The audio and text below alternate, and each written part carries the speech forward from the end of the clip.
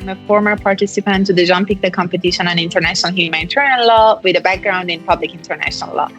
I'm currently working with the United Nations, focusing on humanitarian crisis in conflict zone in the Central African Republic. And just like more than 70% of the former participants to the Jean-Pictet competition, this competition played a pivotal role in shaping my career.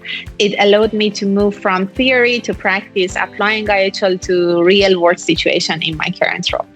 I believe IHL education is crucial because it equips future actors and leaders with the tools to combat today's dehumanization, and also it helps ensure that even in conflict, human dignity is upheld.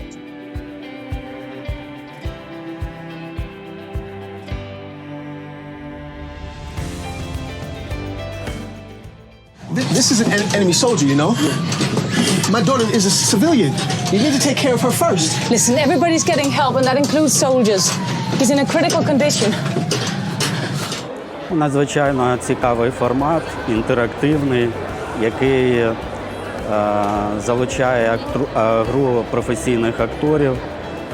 Чудова створена атмосфера, яка максимально наближує того, хто переглядає цей інтерактивний відеоряд до воєнних дій, до норм міжнародного гуманітарного права, які розкриваються в такому інтерактивному форматі. We did it! Yes. You guys do this every time someone new shows up? No, not quite. We just had a major victory. Wait, what happened? We convinced the government not to use schools for military purposes, and the military just issued an order to that effect. So, I mean, if all goes really well, we might be back in school by the end of semester. So, yay. That's amazing. It proves that we can make an impact. My name's Neil Rennick, and I work at the Center for Military Studies at the University of Copenhagen. I work primarily on the ethics of killing and the regulation of armed conflict. And an assumption I often encounter is that the public is this automatic check on the military when it comes to battlefield misconduct. But I don't think it's necessarily true. It actually depends on the public. So what we need is an educated and a motivated public, a public that knows what IHL is and demands that IHL be complied with by the militaries that fight in their name.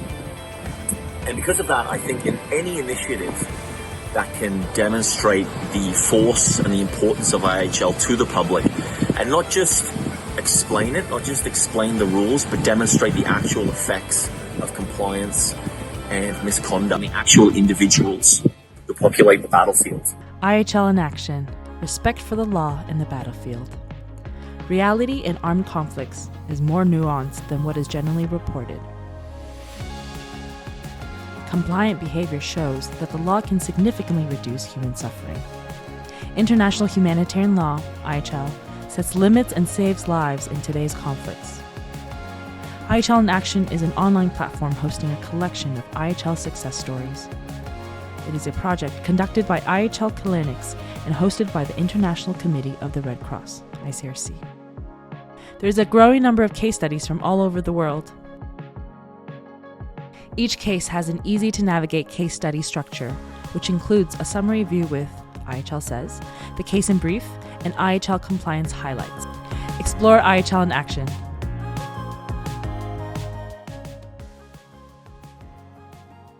Hi, I'm Pema Rajai, and I'm an intern and advocate at International Humanitarian Law Youth Action Campaign of American Red Cross. Now, why did I join International Humanitarian Law Youth Action Campaign?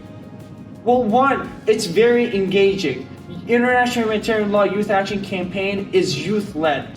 It's based on youth's idea to engage the majority of fellow youths into understanding international humanitarian law. The other side is that I'm a Hazara from Afghanistan. I was born in Afghanistan. I saw war. I saw how the application of international humanitarian law works in wartime and how it's violated. I see this opportunity to inspire other advocates and educate other advocates about the importance of international humanitarian law. Now, there's a lot of disenchantment about international humanitarian law all over the world, specifically where I grew up in Afghanistan. International humanitarian law is only seen as written rules on a piece of paper, and it is not applied in the battlefield. Now, this can be due to many things, but one specific one is due to misinformation and disinformation, and a lot of misconception. But we can curb this problem by educating others, our youth, and also the wider population about this.